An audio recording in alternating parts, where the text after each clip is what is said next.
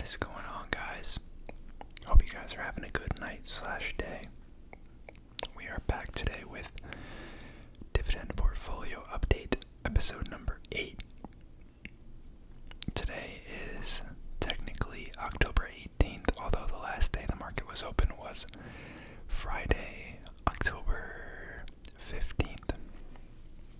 So that's when all these prices are from. Before we get started, typical disclaimer, I'm not a financial advisor. This is just for entertainment, and this is just my 2 cents. You should do your own research and consult a professional before investing. Now, a look at how our portfolio is doing. So, as it's been the last couple weeks, Hannon Armstrong Sustainable Infrastructure Trust is the leader, up over 6%, and about $1.84 up, $1.84. Next up we have Armada Hoffler, which has also been a pretty big green stock for us overall the past couple weeks, up a little under 3%. Community Healthcare Trust, up 1.6% now. I believe we were negative on this one in the last week's video, so pretty neat to see that one come back around. Then we have Sunoco Products, which is a packaging company, up 0.68%. That was our most recent purchase. Then we have Mdc Holdings, which is a home builder, and they provide related services to home ownership, down about 2.31%. Coresight Realty is down about 2.4%. It's actually come back a little bit. I think it was lower in the last video, so at least that's showing some signs of improvement. And then lastly, which has been our biggest loser for a while now, is Coresight Realty, which is a data center REIT, and we're down 5.1%, but we are now positive overall in the portfolio, not by much, and this could easily change as soon as tomorrow, or I guess later today when the market actually opens, but we are up 0.21% now. Portfolio currently sits at $221.08. So, as we've done in the past couple videos, I would like to continue to expand our portfolio a little bit. We don't quite have as many holdings as I would like to have. So this is where we left off last time, and we're going to continue going through.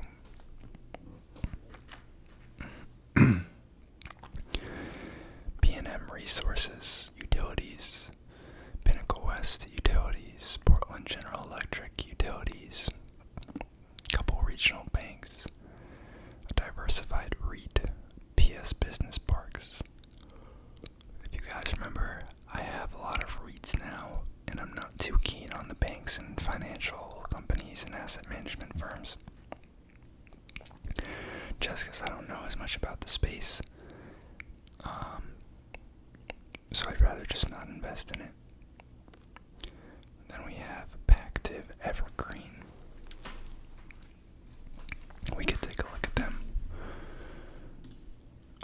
Ticker was PTVE.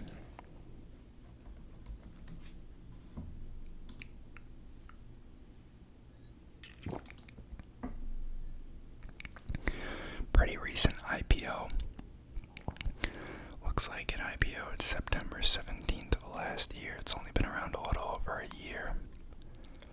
Hasn't done great, but I guess we already have a packaging holding that we got in our last video, so maybe we'll skip this one.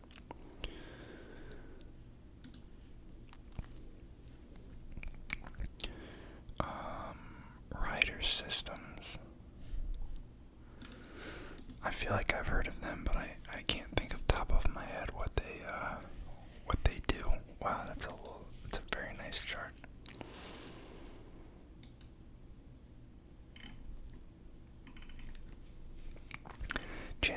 Transportation. Okay. Logistics and transportation company, fleet management solutions, supply chain solutions, and dedicated transportation solutions. Full service leasing and leasing with flexible maintenance options. See, I like the thought behind this, but I know right now there's a pretty massive shortage of truck drivers that's impacting a lot of companies and a lot of fleets. I don't know the space well enough to know if that's going to impact this company in a negative way or if it's not really going to impact them. Because on the one hand, the fleet management solutions, like, we still need a lot of trucks on the road, so they're going to have steady customers for their maintenance offerings as such, but maybe we don't have as many on the road as we did before. Who knows? Rent-A-Center, insurance, Reynolds Consumer Products. We already have packaging. We'll skip that. OHI. I've heard about this one before. Let's take a look at it. If I remember correctly, pretty high yield, but it has lower growth prospects, but that's not always a bad thing.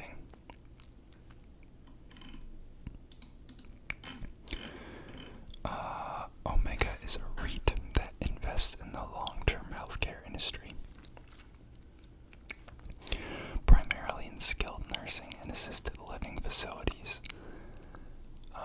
Triple net lease structure spans the US as well as the UK.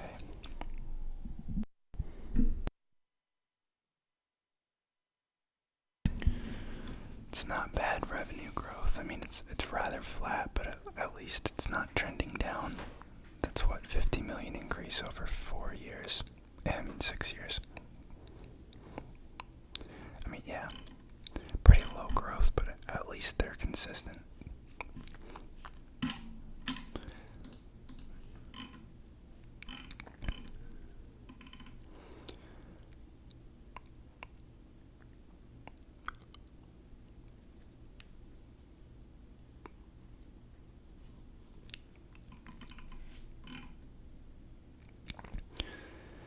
Looks like beds at facilities like these have fallen 4% since COVID struck.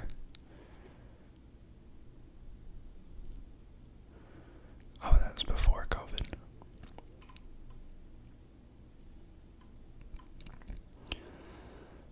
But COVID definitely has had an impact on the rates.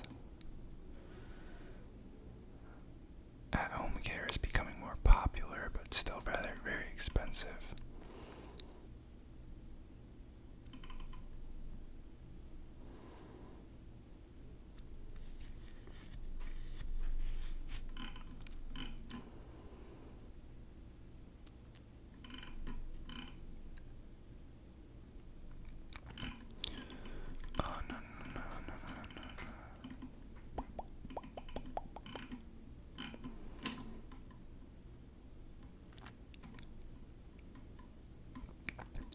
Some of these articles just aren't really that well written.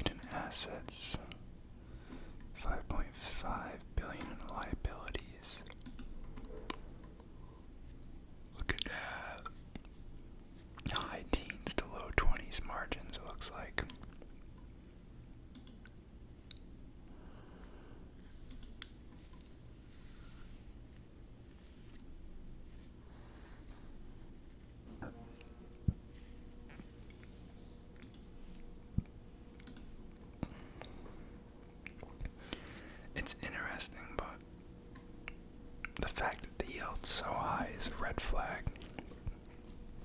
Let's keep looking. Maybe we'll revisit it if we don't find something better.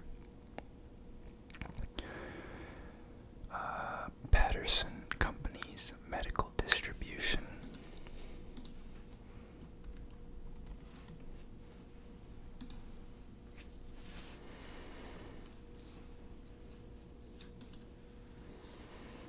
Ew, that's ugly.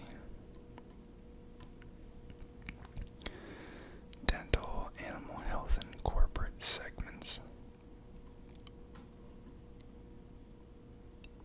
It's just very, very poor performance over the past 5 years.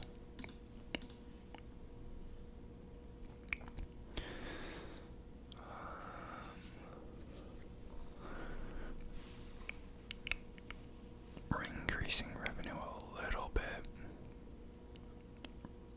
Income's actually down though from 5 years ago. We could do better. PINC.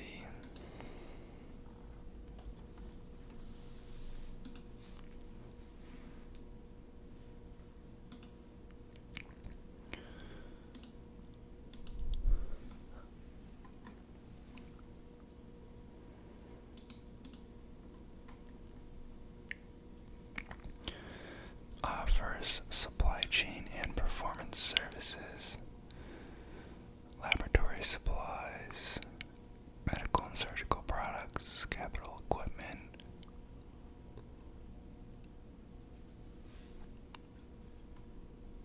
Headquartered in Charlotte, North Carolina.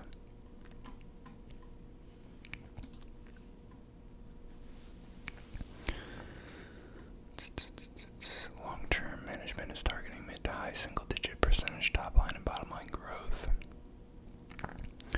What was the PE? 15.6 forward PE.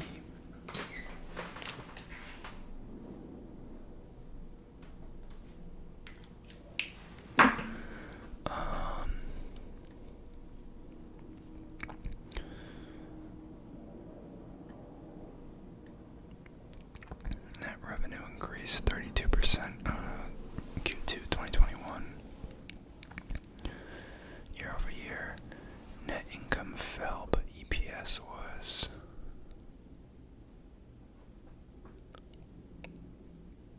looks like there was a one-time limited partners capital dispersion. Dividend yield about 2.3%. Not bad.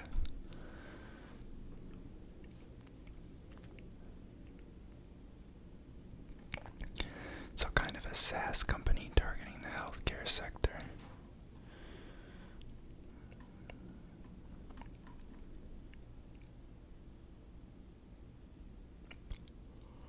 That's a lot of competitors.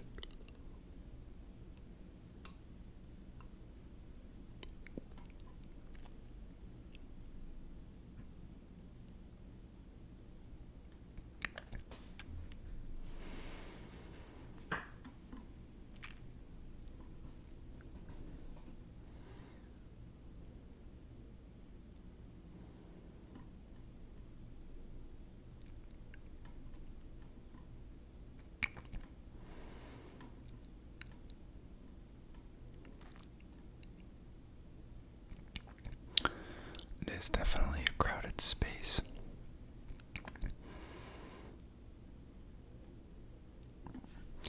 Let's take a look at their charts.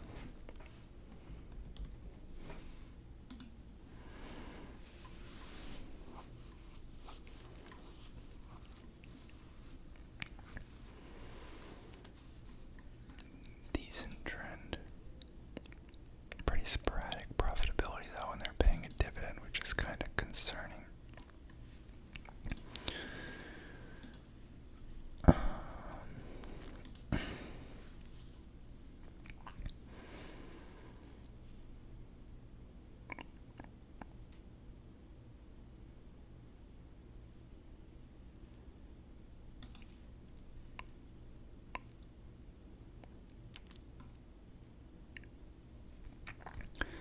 Let's look at Maine. I've actually owned them past, but I don't believe I own them at the moment. They're a higher yielder BDC, which means they lend to companies. They are their tax treatment is that of a REIT. They target middle-sized companies with revenues between 10 and 150 million. Private equity firm, debt capital to middle market companies for acquisition, management, buyouts, growth financing, recapitalization, and refinancing.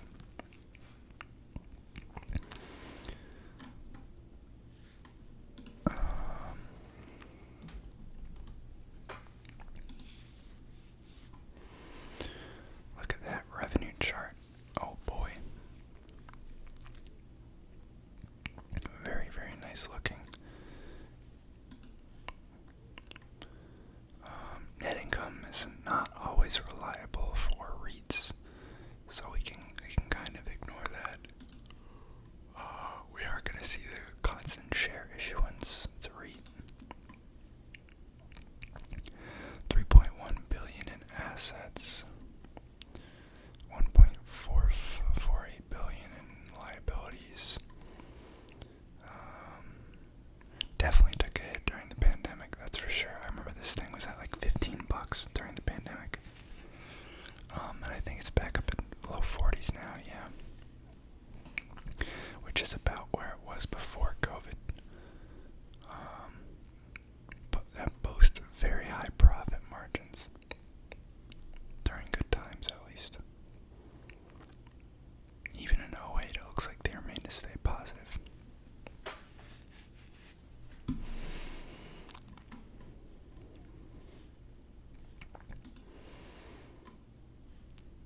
And it's a monthly dividend payer, I forgot about that.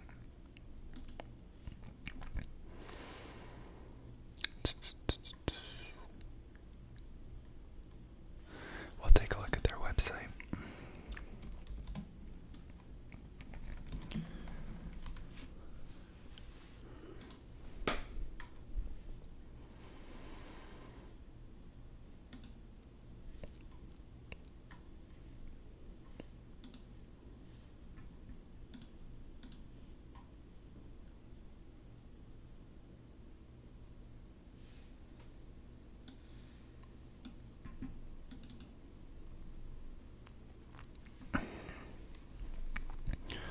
Just do a quick skim through this.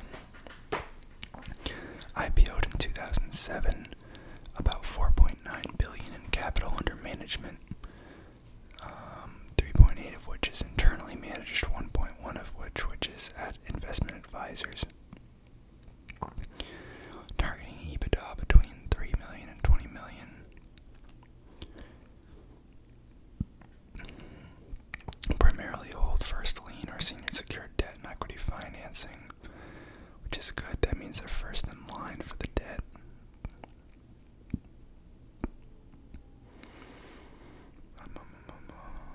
Headquartered in Texas. Maine has never decreased its monthly dividend rate. 91% increase in monthly dividends from 33 cents per share paid in Q4 2007 to declared dividends of 63% per share in Q4 of 2021.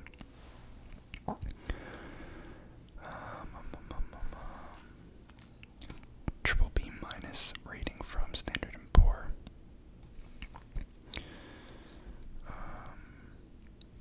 82% NAV growth since '07.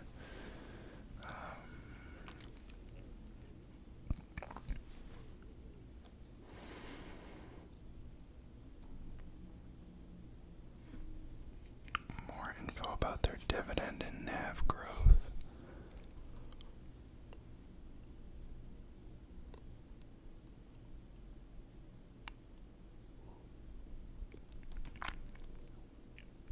You can see the gray bars there is their dividend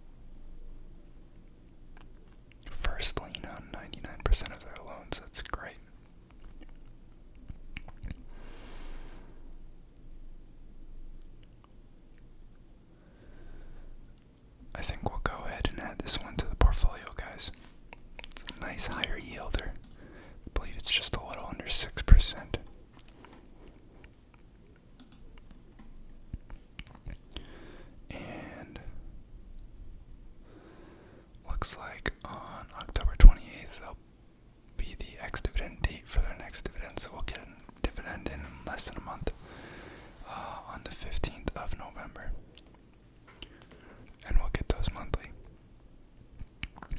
Hope you guys enjoyed the video. Hit the subscribe button if you're not subscribed. Drop a comment down below. Let me know what you want to see.